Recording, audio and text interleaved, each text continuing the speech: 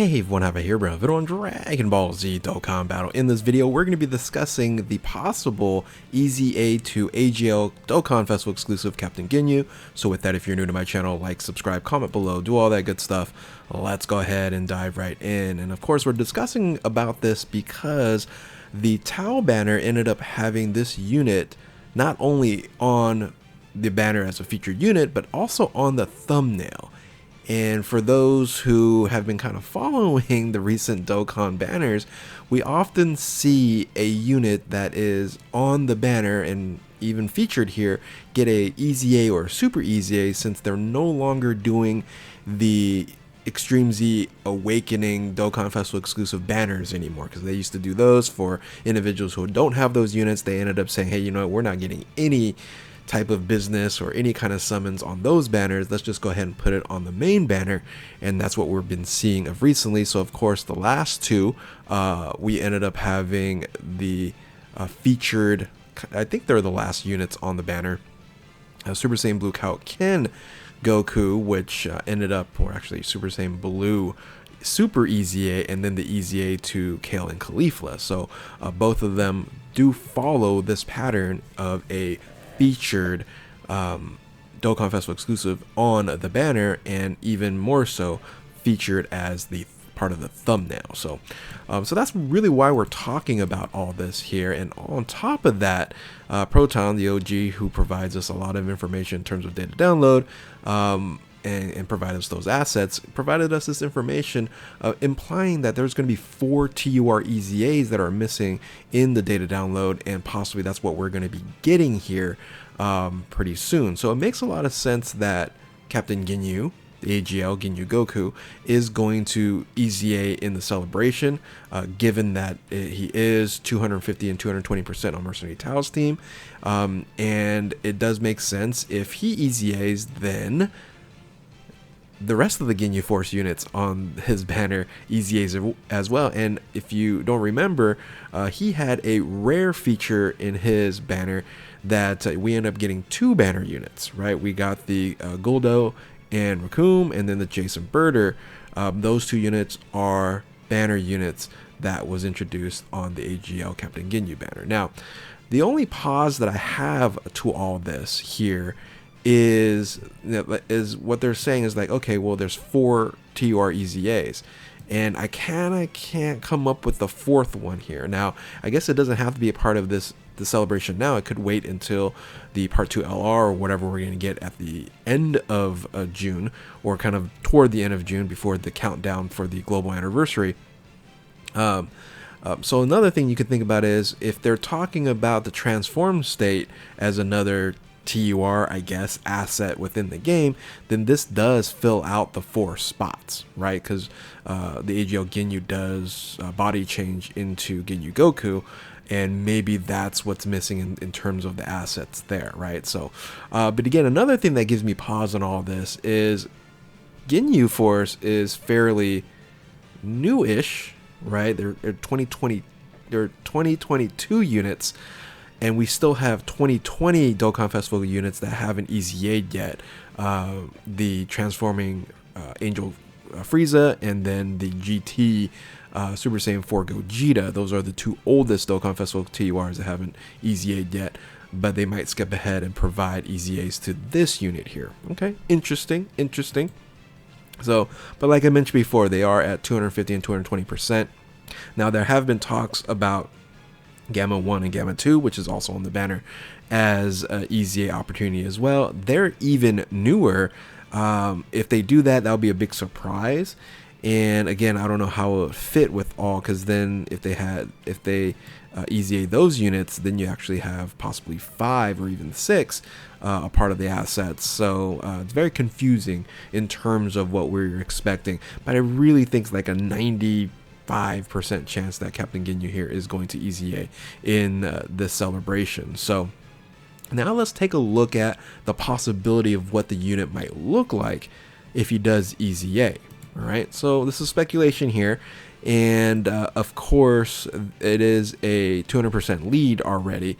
So all they're going to get is additional key +1. So this is a speculation. This is basically what we're getting here. We're not getting 180% because it does have the 30% boost, being a 200% lead.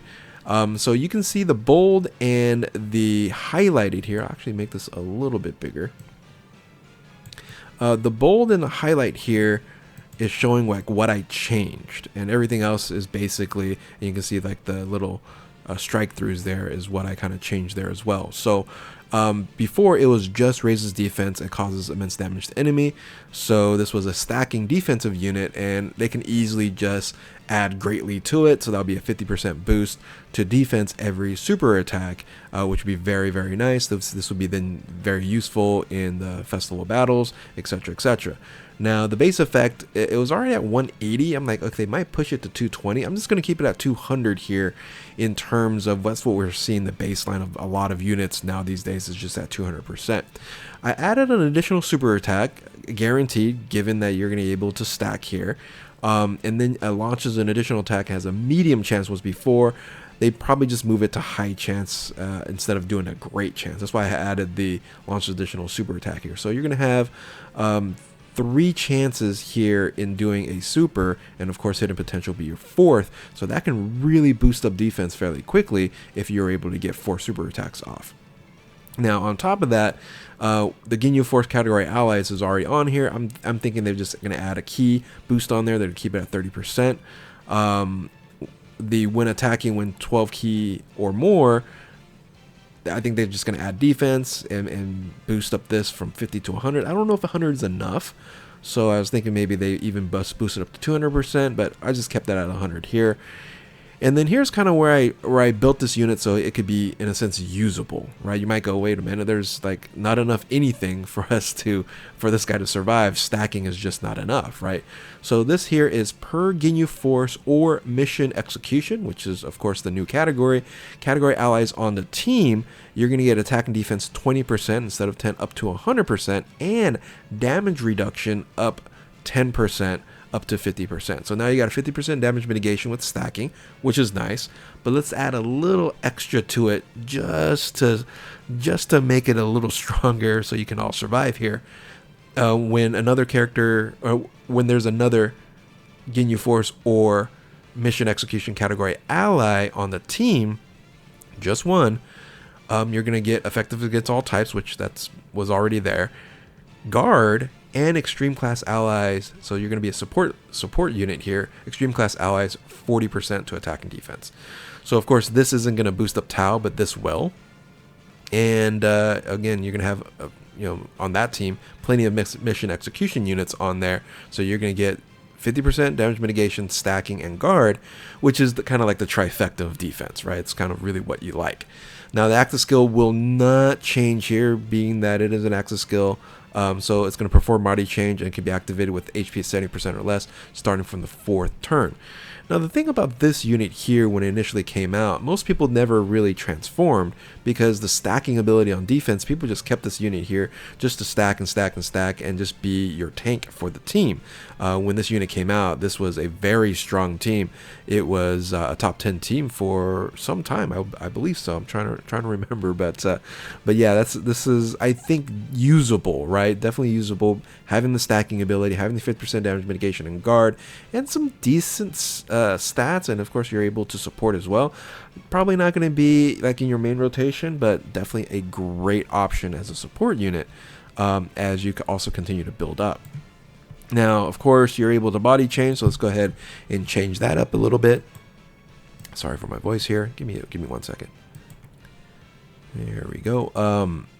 So this before this, they only had raises attack, no defensive boost. So just like a lot of transformations, they just say, hey, you know what, if you're going to transform, this is an active skill, it's your choice, you're going to give up something. In this case, you're going to give up that stacking ability.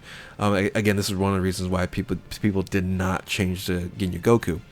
So we're just going to add greatly raises attack and causes immense damage to enemy.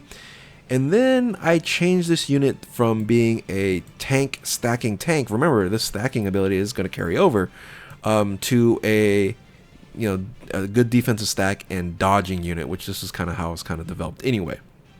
So when you transform, you're gonna recover 59% HP. Let's say this boosts up to 220. I don't know what this number is gonna be. I just threw out 220. You're gonna launch additional super attack, and then have a high chance of another super attack here. You're gonna keep your extreme class ally support. Like, that's the thing I hate the most, right? Is you transform, and then if you're a support unit, you lose your support. In this case, I actually even increased it to 50%. So even though you change, you still gonna have that support for all extreme class allies on the team.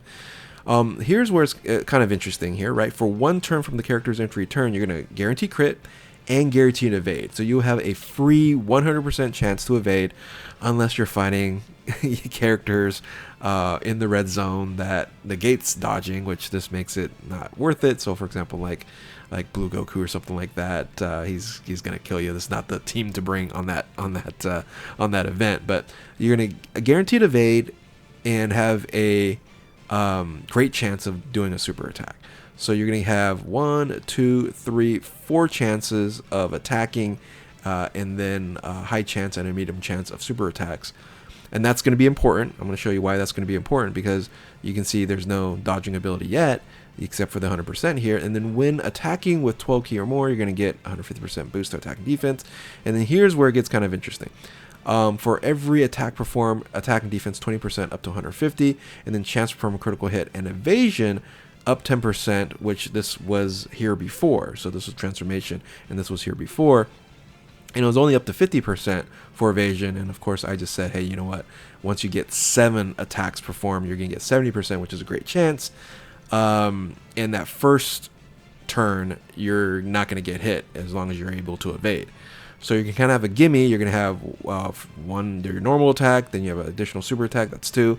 Medium chance, that's 3. Then you have this, 4, and then you have an additional, which would be 5. You can get up to 5 attacks in, which then generates that 50% for your next turn that you can evade, because this is going to go away.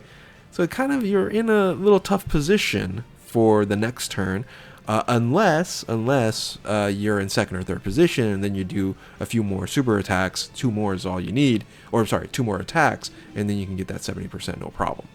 And then finally here, you're going to have, if there's an ally with Jace on the team here, you're going to, not a high chance of foreseeing, you're going to guarantee foresee an enemy's super attack. So I think this is, it's reasonable. I think this would be a very strong extreme class support unit with guarding ability, stacking ability, and then a chance for you to have 100% evasion when you transform, and to finish off the enemy if you needed to.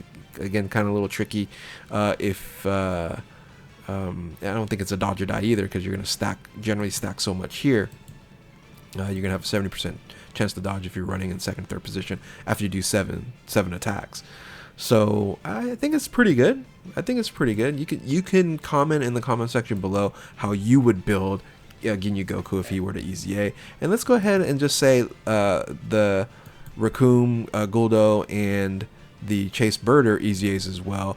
This unit here is a tank unit. So for those who remember back in the day, it was tanking ability, and all they need to probably do on this is provide more damage mitigation, this height, guard, and then as long as there's maybe just on the team, I don't know if they will change that, like Ginyu on the team guarding, and then some additional damage mitigation. That'll be great for this unit here. And then this is a dodging unit.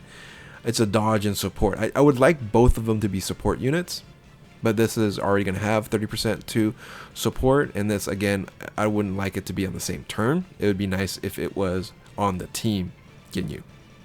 And this is kind of a double support with Space Traveling Warriors. Of course, they can add in mission execution, right? So maybe on both of these. So if they were to do all this, I think this would be a very, very good 3 TUR EZAs, 1 Dokkan Festival exclusive, and 2 banner units that would really, really highlight this Mercenary Towel team if that's what they wanted to try to do. So anyway, let me know in the comment section below how you feel about this. If this is if you would have liked my speculatory EZA to Captain Ginyu. Is that enough? Do you think I need to put more in there? How would you build them? And if they were to EZA, would you be happy with the EZA? So anyway, with that, if you're new to my channel, like, subscribe, do all that good stuff. Thank you all for watching. Keep on Dokkaning. We'll catch you next time. Later.